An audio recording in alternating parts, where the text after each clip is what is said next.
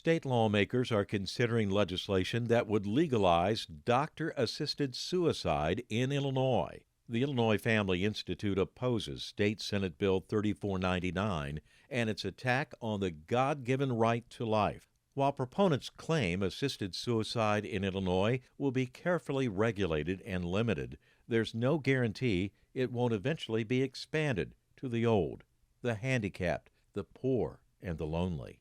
In this video, Alex Schadenberg explains that's not beyond the range of possibility, given what's happening in his native Canada. The executive director of the Euthanasia Prevention Coalition was the keynote speaker at the 2023 Speak Out Illinois Pro-Life Conference in Oak Brook. So when we're talking about assisted suicide, I want to create a paradigm for you that you'll be very effective in talking about it. Because a lot of these things go where someone says, well, how do you talk about assisted suicide? For instance, I was just on I did a webinar on Tuesday with a bunch of medical students here in the U.S., and I'm in Canada, so I did a webinar with them.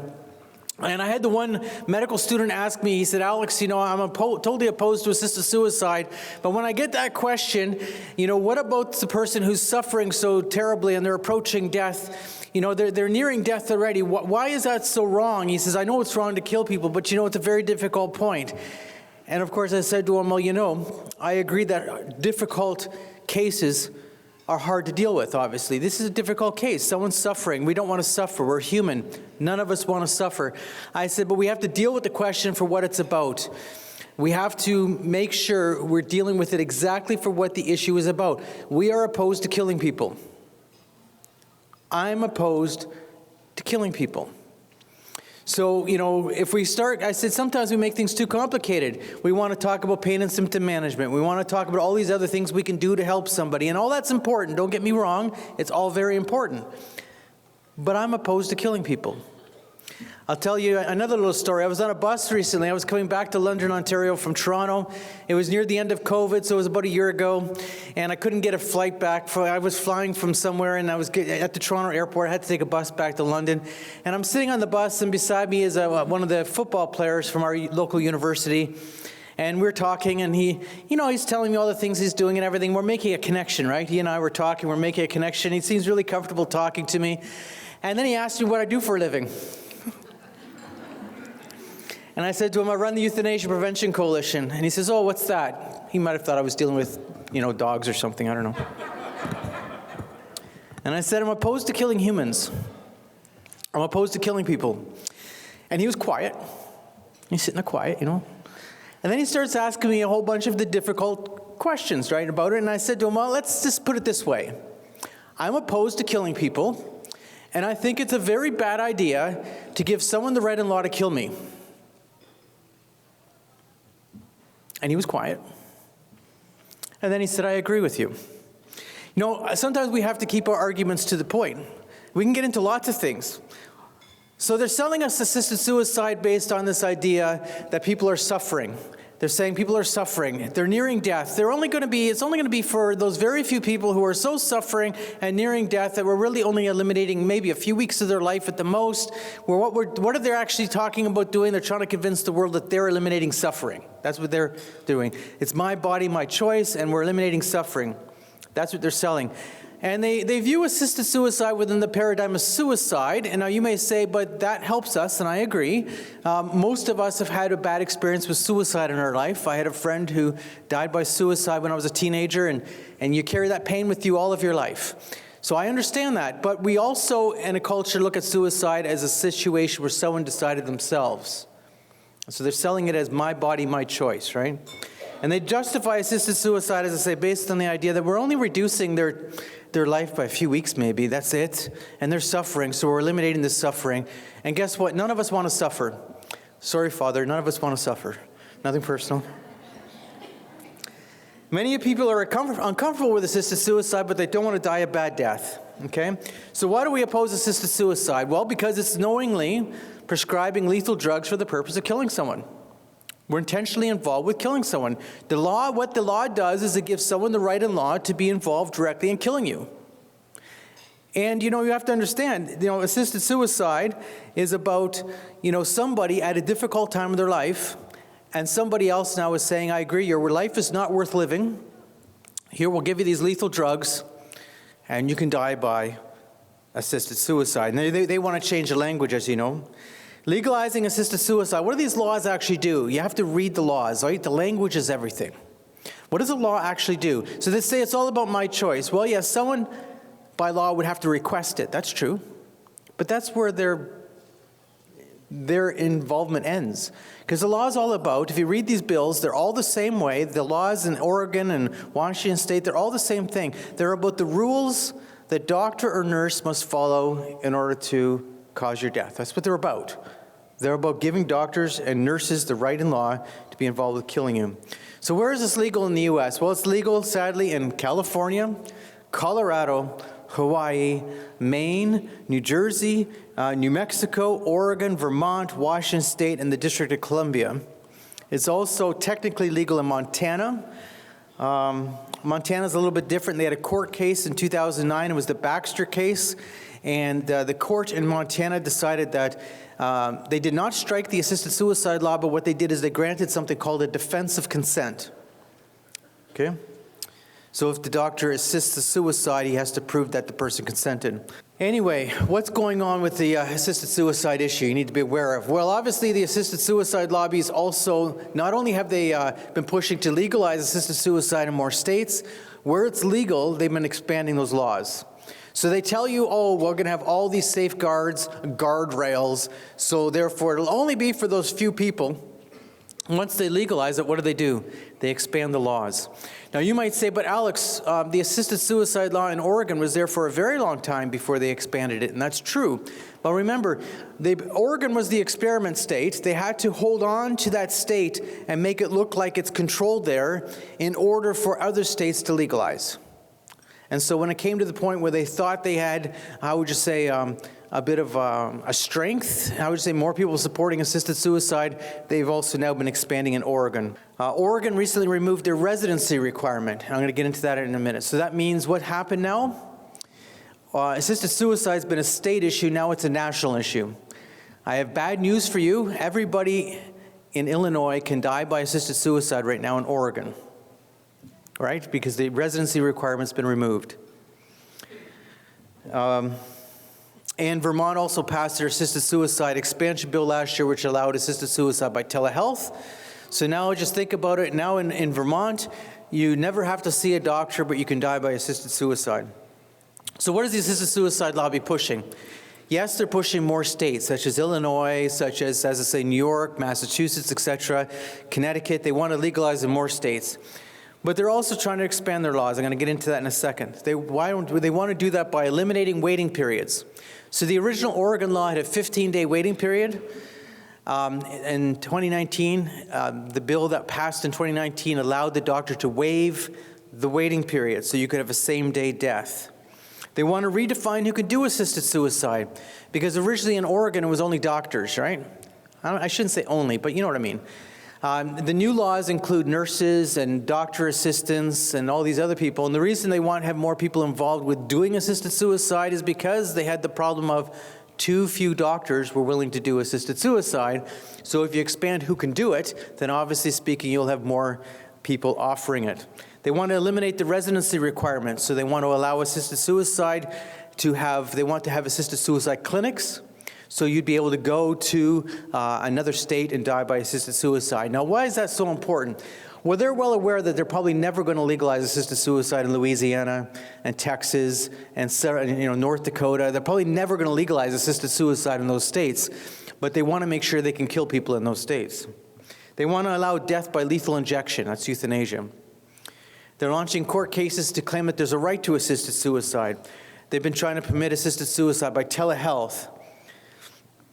They're trying to change the definition of who can die by assisted suicide by making it only chronic conditions. So I can get into that with you in a second also. And they want to establish regional assisted suicide centers, which I've already mentioned to you. Now, just to give you some information, in Oregon in 2021, so I don't have the 2022 data from Oregon yet. But Oregon's a good state to look at the data because it's been legal there since, more than 20 years. And in Oregon in 2021, there was 383 lethal prescriptions written, And they said 238 people reportedly died by assisted suicide. Now, I said reportedly because there was probably a lot more, but we don't have a report. How do I know that? So in 2021, if you look at the report, there was 106 deaths. So there was 106 people of the 383 who had received a lethal prescription, who they have a death certificate for, so they know they died, but they have no idea how they died. So how the law works in Oregon is if the doctor never sends in the report after someone died by assisted suicide, if the doctor who's supposed to send in the report never sends in a report, the Oregon government never gave the Oregon Health Authority any investigation power or rights. So therefore, you just never know. We don't know. There was 106 people who died in 2021 who received lethal prescriptions. They did die, but we have no idea how they died. Now let's think about that. How good should you feel about that? Let's say we were talking about, how would you say, some sort of heart drug. And so if there was, in Illinois, 106 people who received a heart drug, and we know they died, but we have no idea how they died, you'd be a bit concerned about that heart drug, wouldn't you? You'd say, what do you mean we have no idea how these 106 people died? Well, now we're talking about assisted suicide. And that number is going up every year because in 2020 it was only 80. The time of death in Oregon, so when I look at the data from 2019, it was between 1 minute and 47 hours. Well, no one dies in 1 minute, sorry. They don't die. They might have gone into coma in 1 minute. I'm not going to get into how the drugs work, but anyway. And the longest time of death in Oregon has been 104 hours. So this is supposed to be a death with dignity. And can you imagine you're laying there for 104 hours dying? I'm not going to get into Monty Python. Anyway. Two people in 2021 were referred for a psychiatric or psychological assessment. Honestly, do you think that only 2 out of 383 people, because 383 people received the lethal drugs, only 2 people were going through some sort of psychological or psychiatric type of a condition? Like imagine, let's honestly look at this, people approaching death and what happens as a human person, how we experience the emotions and the psychological feelings around as death is approaching. One person in 2021 was referred to the Oregon Medical Board for failure to comply with the law. We don't have more information about that because this is all under privacy. So as I mentioned, in 2019, Oregon Governor Kate Brown, that was the first law where they expanded. So in 2019, they gave doctors the right to waive the waiting period. So that means if they deemed you to be terminally ill and approaching death, they could give you a same-day death in Oregon. So if you look at the 2021 data, of the 238 reported assisted suicide deaths, 81 of those, the waiting period had been waived. Just information. Washington State and Hawaii have also been debating right now expansion laws, Vermont, and I get into that. New Mexico passed a law in 2021, which is already an expanded bill. It was the most extreme bill in America. The Minnesota bill actually has a lot of similarities. The current Minnesota bill that just came out last week has a lot of similarities to the New Mexico law, which is very extreme. I'm not going to get into that. So let's talk about how this works. They say these laws have oversight. There's oversight of the law. Let's think about this. How the law works is the doctor, so first of all, let's say you've requested assisted suicide. If a doctor has approved your assisted suicide, a second doctor has to sign off. Now in some states it's also nurses, right? Just so you know. But a second doctor has to sign off. The second doctor doesn't even have to meet you. They have to approve that what the first doctor has said. So usually the second doctor is only looking at the medical record and signing off. So any of these assisted suicide doctors who are heavily involved in assisted suicide, they have their friendly doctor who signs off. It's no different than other issues that we might talk about where they might say, oh, well, you know, another doctor said it was okay and approved it. Then the same doctor who approved you can also then write your prescription for the lethal dose, and that same doctor is the one that's required by the law to send in the report. So what is this? This is a self-reporting system. So when you're coming late to a pro-life meeting and you're going down the highway at some crazy speed, are you calling the police to come pick you up because you broke the law? So it's a self-reporting system. So they say there's oversight of the law. There's no oversight of the law. When you're looking at the reports out of Oregon, Washington State, and you're looking at the data came from where? The doctor who wrote the prescription is also the doctor who sends in the report. And as I've already said, quite a few doctors aren't even sending in the reports. Okay. Washington State legalized assisted suicide in 2009. They're currently debating an expansion bill. They're trying to allow non-physicians to do assisted suicide. Well, I've already mentioned For instance, New Mexico allows nurses to do it. They're trying to shorten the waiting period from 15 days to 7 days, but then they also want to allow a waiving of the waiting period when someone's nearing death. And they're allowing also, the bill would allow lethal drugs to be sent by courier or by the mail. Now think about this. During COVID, when you were ordering stuff from Amazon, and they were showing up on your doorstep, and then you complained because somebody in the neighborhood saw that being dropped off and they thought they wanted to steal the box on your front step. Now they're going to send lethal drugs to the mail?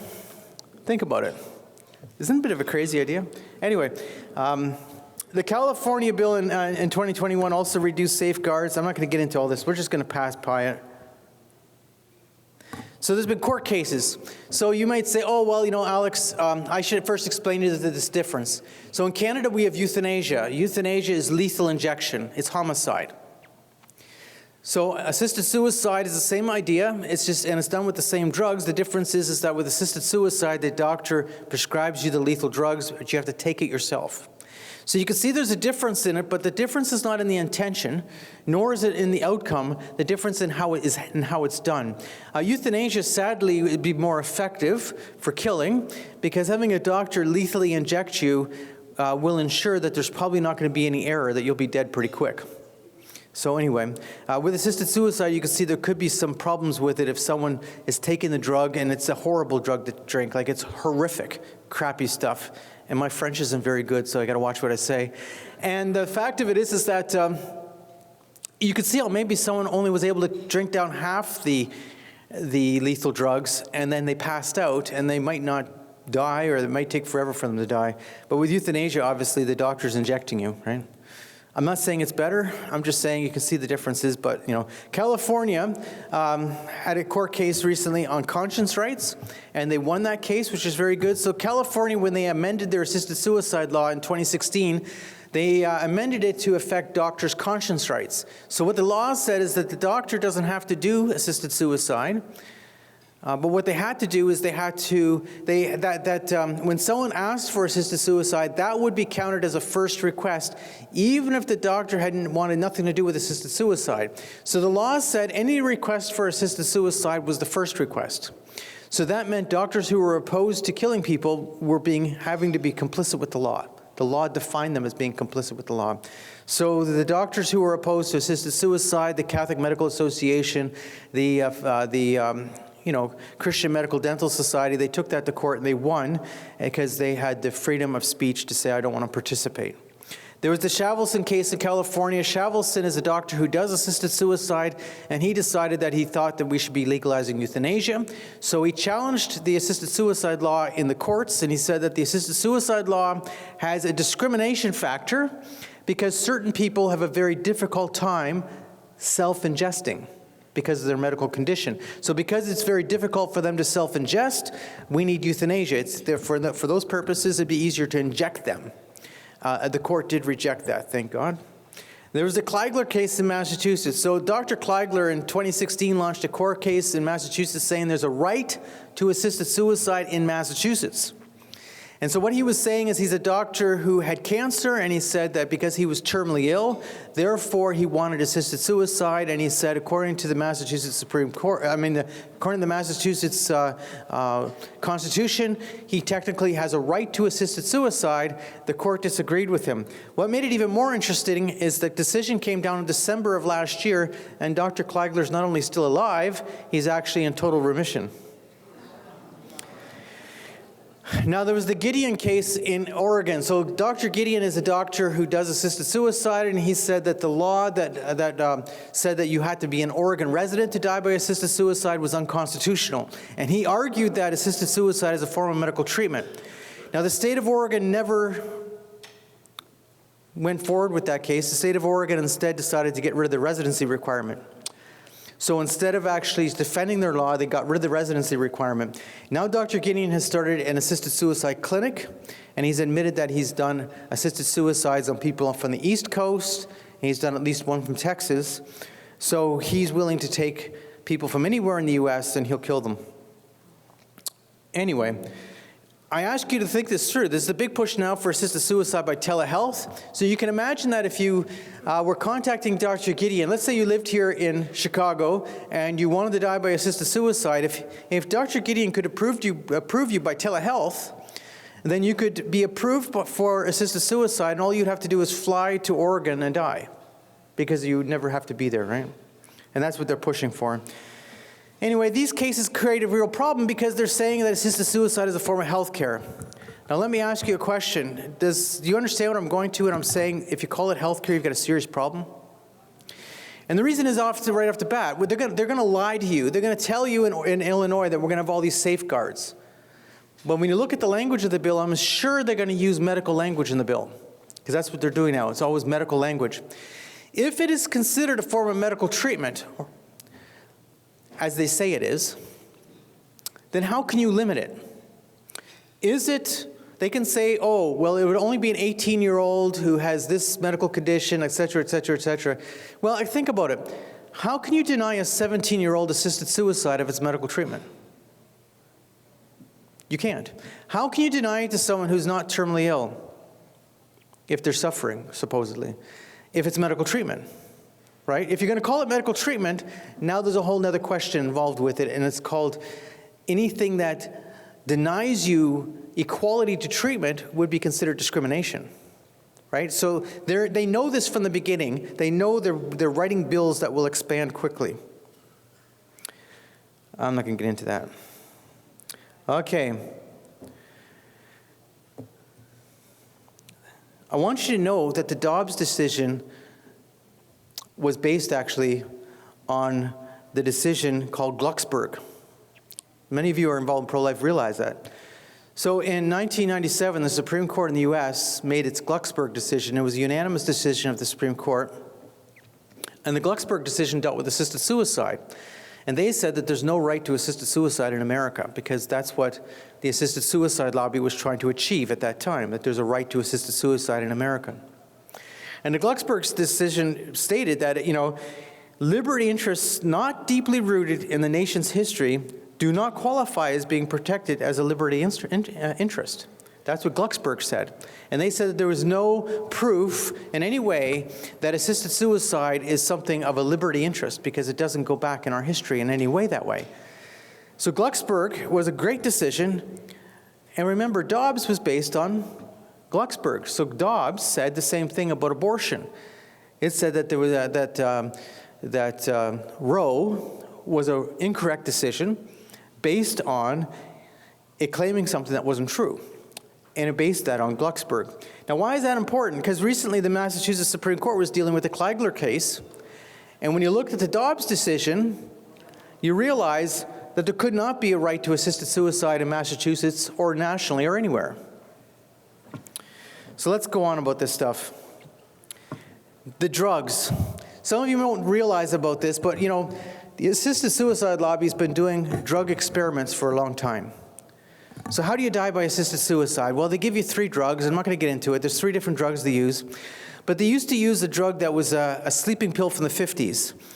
And that sleeping pill was basically delisted a long time ago because, you had a problem if you accidentally took too many pills, you died. Not very good. But that's what they were using for assisted suicide. And that drug then was taken off the market, but then it was being used for assisted suicide. The company that produced that drug sold the rights to it to another company, and then the price was jacked way up. So the assisted suicide lobby, around 2015, they started getting together and talking about, we need a cheap way to kill. Now, why is this important to you? Well, when they're talking about assisted suicide in your own state, one thing they're going to avoid talking about is how they actually do assisted suicide. Why do they want to avoid it? Because they want to sell the paradigm that this is, death with dignity, it's quick, it's easy, people die a good death, and it's not true. So the Seattle Times reported in March of 2017, the first second alternative turned out to be too harsh, burning patients' mouths and throats, causing them to scream in pain. So the first drug alternative to Seconal they came up with had a problem that, yes, it was killing people, but it was causing a lot of pain. So obviously that did not follow their view of death with dignity, okay? There was actually 67 people who died that way, so they kept on doing this experiment. And then what they did is they changed the drug combination. They're actually now on the 4th generation of drugs. And the second drug mix led to these long, drawn-out deaths. So they say, oh, well, I guess that doesn't fit either. In fact, the Seattle Times said up to 31 hours, but we know that there was one that was 104 hours. An article published in The Atlantic in January 2019 was interviewing this Robert Wood, who was the medical director for the organization End of Life Washington. Now, why does an assisted suicide group need a medical director? I don't know. They're about killing people, right? I don't know. Anyway, and what did Robert Wood say to The Atlantic? He said, well, with the drug mixture they were using, he says, well, we knew that it was going to put you to sleep, and we were pretty sure it was going to kill you. Well, that makes me feel good, doesn't it? Wonderful. He says, but, it worked out, but with a tragic consequence. There were cases where the chloral hydrate burned people's throats, causing severe pain just as they expected relief. So they were screaming out of this life, and supposedly this was a death with dignity. The Medical Express reported in September of 2020, a little-known secret not publicized by advocates of aid in dying was that while most deaths were speedy, others were very slow. Some patients lingered for 6 to 9 hours, a few more than 3 days. Well, definitely more than 3 days, some of them. So, assisted suicide is not what they appear to be, that they want it to look like. In fact, it's about a lie. But the fact of it is that they want to sell you something it's not. They want to wave a flag that these are deaths with dignity, these are easy deaths, you're not going to suffer. Guess what? It's not true. It is about killing, though. Many people support assisted suicide based on fear of dying a bad death, and obviously assisted suicide sometimes causes a bad death. So why were they developing these drugs? They needed a cheap way to kill you. That's what they were looking for, the assisted suicide lobby. But on top of it, they were doing human trials. Think about this concept. If you're willing to kill, obviously you're not going to be very worried about your ethics. And think about the concept of doing human trials. When we're doing trials on drugs, you usually do animal trials first. And if it works out on the animals, then you might try it on humans, right? The second thing is, human trials require consent. And I was pointing out that with the situation, people were being approved for assisted suicide, that's true. But they were not being told that they were being part of a human trial. Okay? But of course, ethics don't mean much when you're into killing people. Like, why would you care about a little bit of ethics when you're into killing people? On March 14, 2022, the Colorado Sun published an article about Dr. Jennifer Guardiani, who's an assisted suicide doctor in Colorado. And the article was about the fact that she was doing assisted suicide on people with anorexia. What Dr. Guardiani did is she redefined anorexia as a chronic condition, which is a chronic condition. She redefined it as a terminal condition. Now, is it a terminal condition or is it a chronic condition? Well, they want to expand what terminal means in order to expand who can die by assisted suicide. Now, we know in 2021 at least one person died by assisted suicide based on anorexia, because if you look at the Oregon report, it lists why people died. It doesn't tell you how many. So I just know that in the Oregon report, it lists the anorexia in 2021. I just don't know how many died by assisted suicide for anorexia in 2021. But, we know, I did some research into this. So the key study on anorexia is a study that was published in 2017, and it's called Recovery from Anorexia and Bulimia, 22-year follow-up.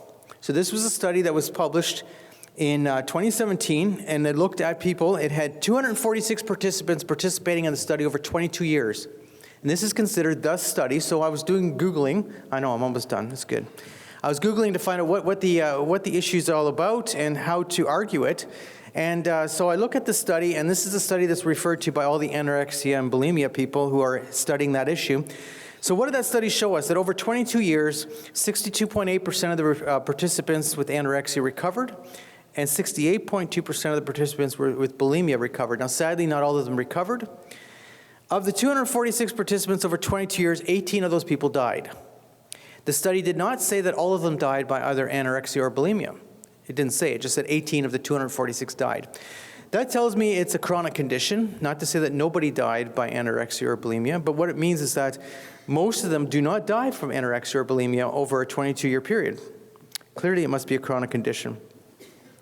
So let's get into this issue. I think you need to talk about this. We got to talk about what it is. I always say we need to talk about this issue, what it is. This is about killing people.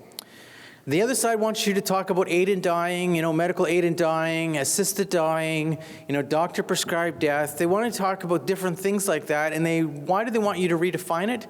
They want you to redefine it because it's easier for people to accept it then. This is about killing people. This is assisting a suicide. It's not a good thing in any way, shape, or form. Canada legalized euthanasia in June of 2016. In a very short time, we've gone from euthanasia for the terminally ill to euthanasia for the chronically ill, now to euthanasia for the mentally ill. Very fast in Canada, okay? And I think you should be using the Canadian stories because, in the past when we were fighting assisted suicide in the U.S., we might have used some Dutch stories because, euthanasia had been going on in the Netherlands and there was some bad stories. But, most Americans would say, yeah, but that's the crazy Dutch. I'm half Dutch, so it's okay, I could say that, right? But, Canada, we're just north of you. We're almost like cousins, whether you like it or not. We're better at hockey, though. I don't know. So in a very short time, we've legalized this and we've expanded it. Now, our government just announced that they're going to delay the implementation of euthanasia for mental illness until next year, but they're not talking about not doing it. Now our government just came up with a report just a few weeks ago saying that they think we should be legalizing euthanasia for children, and for people who put it in their advance directive. So that means if you become totally incompetent, that if you had put it in your advance directive, they could still kill you, right? So that means euthanasia without request, right? Even though you put it in your advance directive, it's really not you requesting it at the time. You might have requested it 10 years earlier. And the Quebec College of Physicians brought up the issue now of euthanasia of newborns. They're saying we should have euthanasia of newborns, but Quebec's always like that. But that's where we're going very fast. And we've had lots of crazy stories. So by changing the law, what did we get? So we changed the law in 2021 that you don't have to be terminally ill, you only have to be chronically ill. So how do they define it? You have to have an irremediable medical condition. I'm sure there must be a few people in this room with an irremediable medical condition.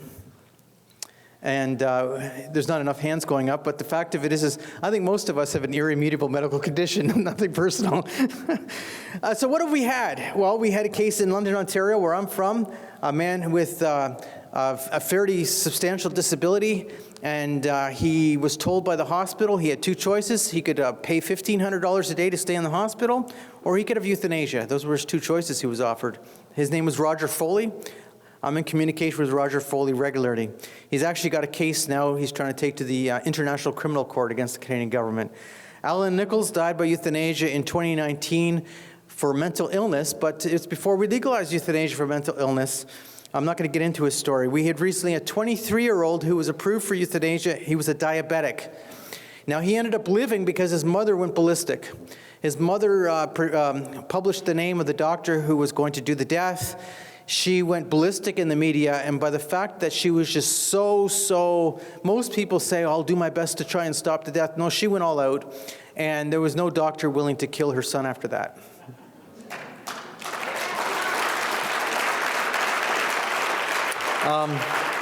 But you need to tell these stories. There was a 51-year-old woman with multiple chemical sensitivities.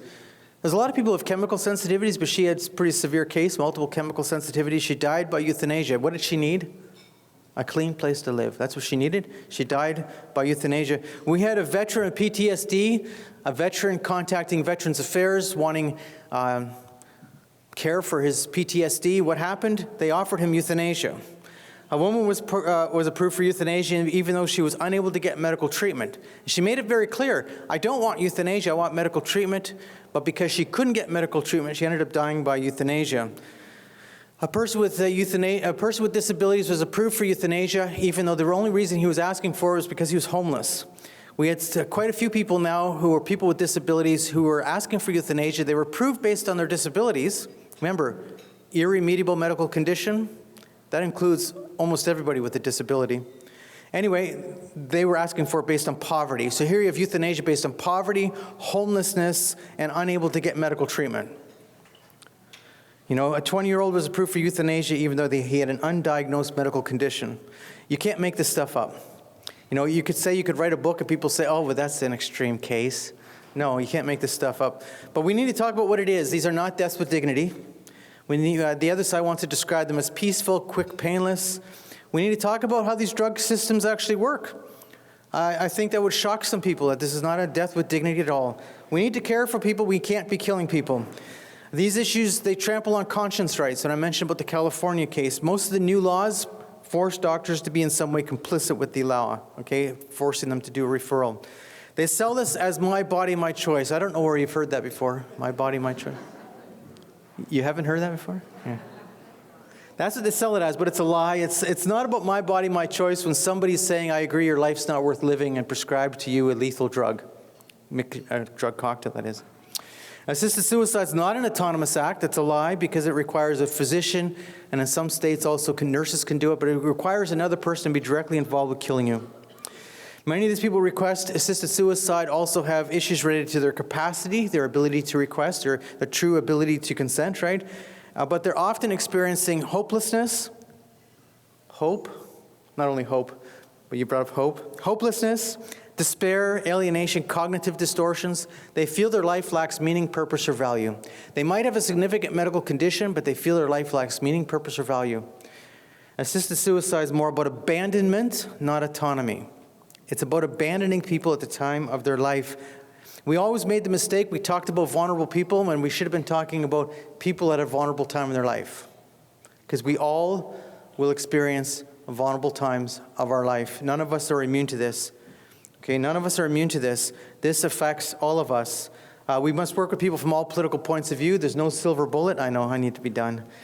People with disabilities have a personal experience. We need to be working with people with disabilities. Absolutely. I'm going to say one other thing. Assisted suicide affects your life. It affects my life. Why? Because you're human. We have to remember what this means. I'm a human being. I'm not like my dog. But there's more to it. When I get home on Sunday night, my dog's going to come to the door wagging her tail. And if I give her a treat, she's going to be all happy. If I take her for a walk, she'll be more happy. She's nice and easy to deal with, isn't she? She's a simple creature. She's made to be a good, simple creature, and she's a beautiful dog. But as a human being, we're different. We are psychological, we're emotional, we're social, we're spiritual, and we're one being. So it's natural when I'm going through a difficult health condition, I might also be affected by that psychologically, emotionally, spiritually. It's normal. And bringing up assisted suicide when I feel or I'm going through feelings of hopelessness and despair, it's not about my free choice now, is it? It's about abandoning me because I'm a human being. And this is what we have to understand. We have to talk about this as what it means to be human. As a human being, this threatens my life. It threatens your life because we have a lot of suffering in our culture because people are suffering alone. Suffering alone is tough. There's a lot of loneliness. There's a lot of isolation. There's a lot of depression. People have fear. Loss of hope or purpose. These are leading reasons why people are asking for a death. When we're talking to our lawmakers about this issue, our fellow voters, what message should we use? Should we give a moral argument, a faith-based argument, or something else? Depends on who you're talking to. If you're talking to a faith-based person, it doesn't hurt talking from a faith-based point of view. But the problem with our culture is we've become so secular that there's a great division within how people look at things. But I don't think it's impossible for a secular person to be opposed to killing. And I'm saying to you that I do think that sometimes we want to make these issues too complicated. And I think we have to call a spade and say what it is. And we shouldn't be afraid to do that. Now, if you get down to the crux of the issue, let me just tell you quickly. I'm heavily involved in the Knights of Columbus also. In Ontario, I'm the life director for our state of Ontario for the Knights of Columbus. So I go to all those meetings and I was talking, and I give talks, and I was at this state meeting not so long ago with all the district deputies. That means the regional guys, right? And I thought, a pretty darn good talk. I was really had my key thing together. And afterwards, this guy comes up to me and says, Alex, I just never thought of it that way before. And what did I do? I basically said, I'm opposed to killing people. I said, you guys, we can't get into all these difficult issues sometimes because some people, they're just so, they're having so many difficulties dealing with the fear of dying like Uncle Joe died. I'm not talking about Joe Scheidler. Sorry. Dying like someone died, they have some fear of dying a bad death. And they're dealing with that in their minds. And I said, I think we have to get down to the crux of it and be opposed to killing people. But then we have to also be about caring for people. And I tell you, we have to be more concerned than ever before. As this culture becomes this way, we recognize the lonely lady next door. And let's say the lonely lady next door, who may have had 3 kids, and now her husband's passed away, and she's got 3 kids living in Timbuktu, never visiting her. And because of her health conditions, she can't really get out anymore. We have to recognize that if she's having significant health problems, and you've got legal assisted suicide as an example, that her life's threatened by this. Someone's saying to her, oh, maybe you should have assisted suicide, might sound pretty good in her ear. But if she's your neighbor, you need to be caring, being there with her and talking to her. And if someone in your church, we shouldn't be immune to the concept of the fact that people in your churches are going to die by assisted suicide if you legalize it. It's not because they're terrible people, it's because they're human beings. You know, it's love that changes the world. Because you cared enough for someone, you loved them enough that you actually were being with them, you might be able to save a life. Yeah. Another question. Thank you. I think I know the answer, but I want everyone to hear your answer to this question. Do you think if they start calling this a medical treatment, there are going to be issues about privacy with young people and their parents' knowledge of what they may be discussing? Yeah. Well, as soon as you call it medical treatment, there's another problem, because as I already tried to allude to you, you can't just say to someone, oh, now we have this new legal medical treatment. Let's say they legalize assisted suicide in Illinois and they define it as medical treatment. So now you've got a new legal medical treatment in Illinois, but it's only for this person and that person, that's it. You can't say that. So they might write a law that looks tight in order to get it through the legislature, but it won't take them very long to have to amend it. Now, let me give you a quick example, and I know that there's only so much time for questions that people are leaving me because I'm Canadian, but anyway. Connecticut has had a bill 10 years in a row, and they failed 10 years in a row. So if you look at the current Connecticut bill, I was just reading it the other day, and I just wrote about it just like 2 days ago. That's the tightest darn bill there is anywhere I've ever seen in America. It's got definitions for everything. So you would say, oh, well, why are they doing that? Well, they're doing that because they know they've failed 10 years in a row in a Democrat state to get this through, so they're going to give you something as tight as possible. Is that their intention? No, their intention is to legalize assisted suicide because they know in a year or two they can just change it. Yes? I know there have been cases in some states where the death penalty was either postponed or terminated by the fact that they were concerned about how the drugs were affecting the people, yes, or the quality of the drugs that were being used to kill them in the death penalty. Yes. Is there anything there that we can take advantage of in terms of pointing out about what the nature of these drugs are? I assume the drugs must be very similar, if not the same, that's going on. You're absolutely right. So they're using the same drugs, and I did talk too long in the beginning, yappy a bit, so I killed my speech. But anyway, but the fact of it is how do you die by assisted suicide? It's a death by drowning.